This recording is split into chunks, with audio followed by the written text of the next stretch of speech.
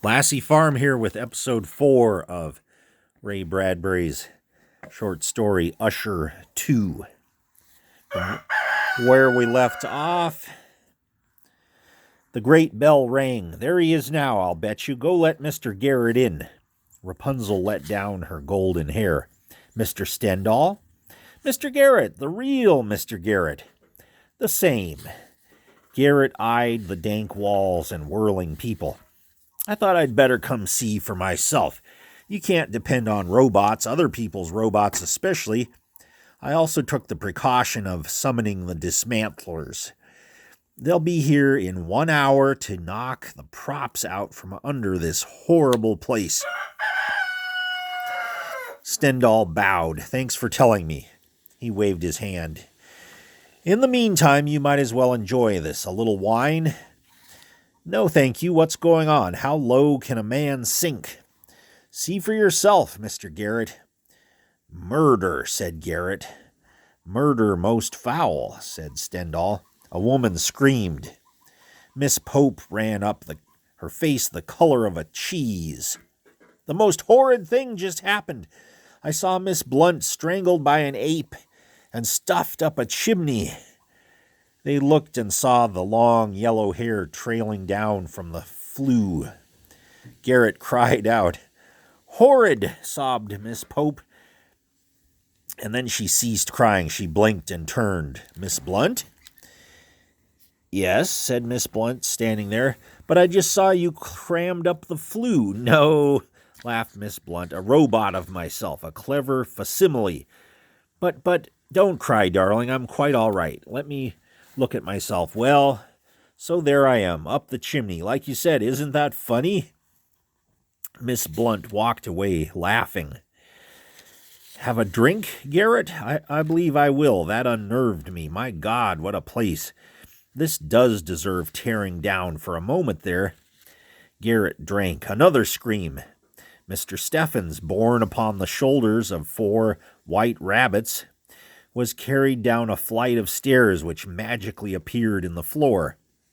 Into a pit went Mr. Steffens, where, bound and tied, he was left to face the advancing razor steel of a great pendulum, which now whirled down, closer and closer to his outraged body. Is that me down there? Said Mr. Steffens, appearing at Garrett's elbow. He bent over the pit. How strange, how odd to see yourself die. The pendulum made a final stroke. How realistic, said Mr. Steffens, turning away. Another drink, Mr. Garrett? Yes, please. It won't be long. The dismantlers will be here. Thank God. And for a third time, a scream. What now? It's my turn, said Miss Drummond. Look. And a second Miss Drummond, shrieking, was nailed into a coffin and thrust into the raw earth under the floor. Why, I remember that, gasped the investigator of moral climates from the old forbidden books, the premature burial. And the others, the pit, the pendulum, the ape, the chimney, the murders of the Rue Morgue. In a book I burned, yes. Another drink, Garrett. Here, hold your glass steady. My Lord, you have an imagination, haven't you? They stood and watched 5 others die, one in the mouth of a dragon, the others thrown off into the black tarn, sinking and vanishing. Would you like to see what we have planned for you? Asked Stendhal. Certainly, said Garrett. What's the difference? We'll blow the whole damn thing up anyways. You're nasty. Come along, then. This way. And he led Garrett down into the floor, through numerous passages and down again upon spiral stairs into the earth, into the catacombs. What do you want to show me down here? Said Garrett. Yourself killed. A duplicate? Yes, and also something else. What? The Amontillado, said Stendhal, going ahead with a blazing lantern which he held high. Skeletons froze half out of coffin lids. Garrett held his hand to his nose, his face disgusted. The what? Haven't you ever heard of the Amontillado? No. Don't you recognize this? Stendhal pointed to a cell. Should I? Or this? Stendhal produced a trowel from under his cape, smiling. What's that thing? Come, said Stendhal. They stepped into the cell in the dark. Stendhal affixed the chains to the half-drunken man. For God's sake, what are you doing? Shouted Garrett, rattling about. I'm being ironic. Don't interrupt a man in the midst of being ironic. It's not polite. There. You've locked me in chains. So I have. What are you going to do? Leave you here? You're joking. A very good joke. Where's my duplicate? Don't we see him killed? There's no duplicate.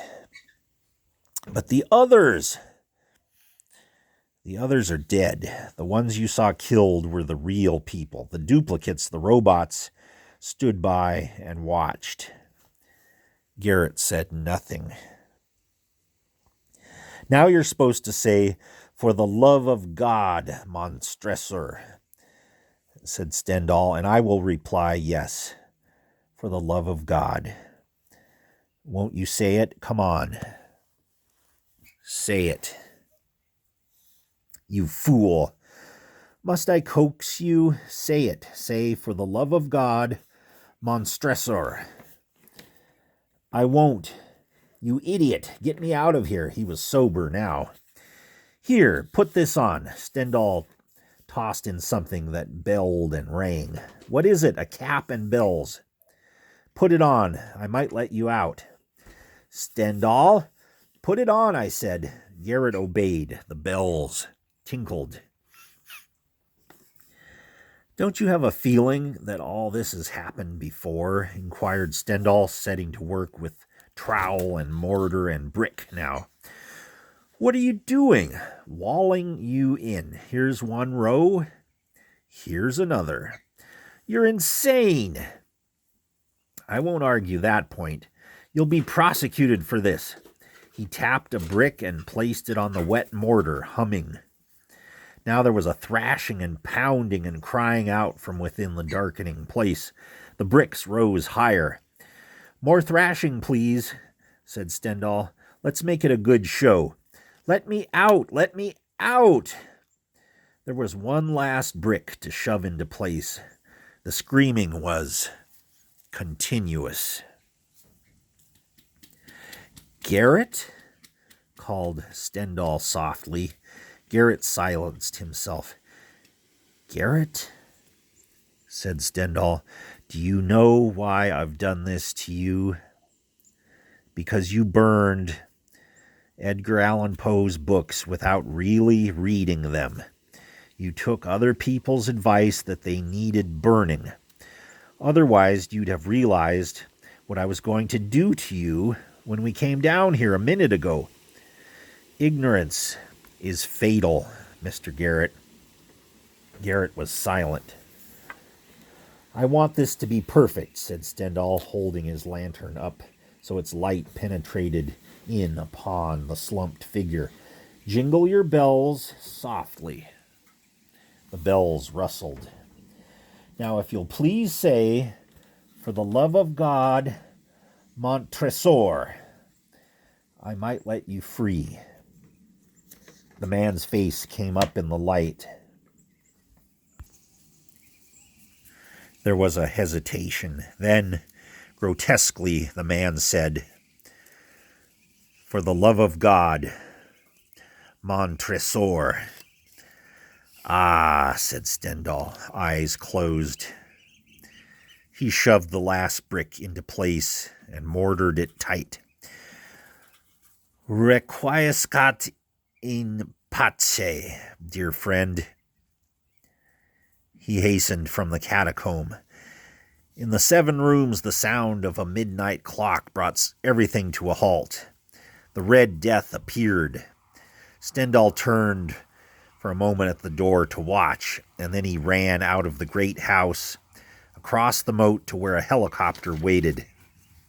"Ready, Pikes?" "Ready. There it goes." They looked at the great house, smiling. It began to crack down the middle as with an earthquake. And as Stendhal watched the magnificent sight, he heard Pikes reciting behind him in a low, cadenced voice. My brain reeled as I saw the mighty walls rushing asunder, and there was a long, tumultuous shouting sound like the voice of 1,000 waters, and the deep and dark tarn at my feet closed sullenly and silently over the fragments of the house of Usher. The helicopter rose over the steaming lake and flew into the west.